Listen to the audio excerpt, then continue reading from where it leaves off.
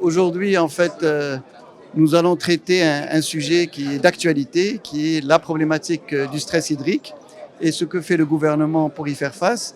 À ce niveau, en fait, nous allons surtout mettre l'accent sur le fait qu'aujourd'hui, nous avons une amélioration qui reste limitée avec les dernières pluies, puisque aujourd'hui, nous sommes à 4 milliards de mètres cubes au niveau des barrages, avec un taux de remplissage qui a atteint les 25%, contre 23,4% avant, donc à la fin du mois de janvier. Deuxième chose, nous allons parler surtout du programme d'urgence et de la vision qui a été arrêtée par le souverain en la matière, qu'il s'agisse de l'accélération de la réalisation des barrages, qu'il s'agisse de la mise en réseau des différents barrages et particulièrement en fait des bassins qui nous permet de transférer de l'eau qui allait en mer pour les régions dont ils ont le plus besoin, et notamment ça a été le cas pour les villes de Rabat et de Casablanca. Et grâce à ça, nous avons déjà pu dépasser la problématique parce que le 18 décembre dernier, on aurait été dans l'obligation de commencer à faire des coupures d'eau. Grâce à Dieu, donc, ce transfert a été réalisé conformément aux orientations royales.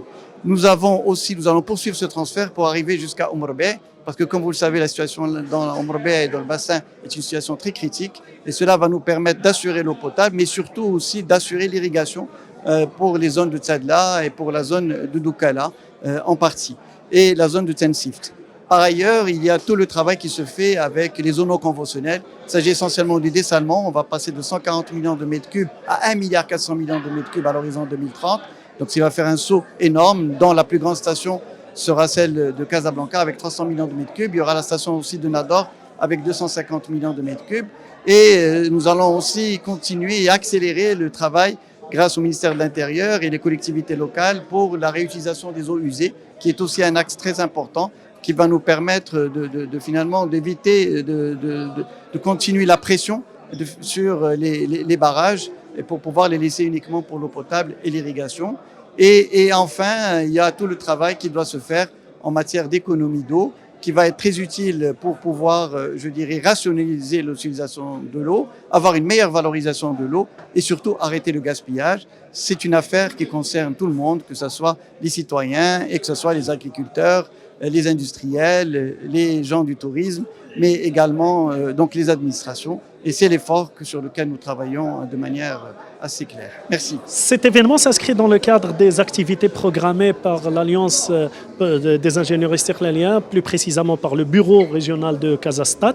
Il faut souligner que d'abord, c'est une problématique qui est traitée, qui est au cœur de l'intérêt des ingénieurs, puisqu'on parle d'un sujet où les solutions, c'est des constructions, c'est des barrages à mettre en place, c'est des autoroutes de l'eau, et donc l'ingénieur a toute sa place. Et puis c'est une occasion pour pouvoir d'abord discuter de la problématique, entendre notre ministre de tutelle qui est par l'occasion un ministre istiqlalien et qui va nous exposer certainement sa vision, sa feuille de route, puisque c'est un sujet qui est suivi à très haut niveau par Sa Majesté, que Dieu le glorifie. Et puis c'est une occasion aussi pour présenter nos points de vue en tant qu'ingénieurs istiqlaliens, nos propositions, nos recommandations qui certainement vont enrichir le débat, vont certainement apporter de la plus-value aux différentes politiques publiques qui vont être mises en place. Et c'est ce que prône ce bureau de l'Alliance des ingénieurs Casastat à travers l'organisation de ces événements. Et puis c'est une occasion aussi de partager avec l'ensemble des parties prenantes, parce qu'il n'y a pas que des istiqlaliens au niveau de cet événement. Il y a des invités, des partisans, des sympathisants et puis des invités d'honneur. Et c'est une occasion pour partager avec eux la philosophie de notre parti et puis tout ce qui se fait au sein de ces alliances qui sont le cœur battant aussi de notre parti. Aujourd'hui, urgent. C'est d'abord toute une politique de sensibilisation par rapport à la problématique.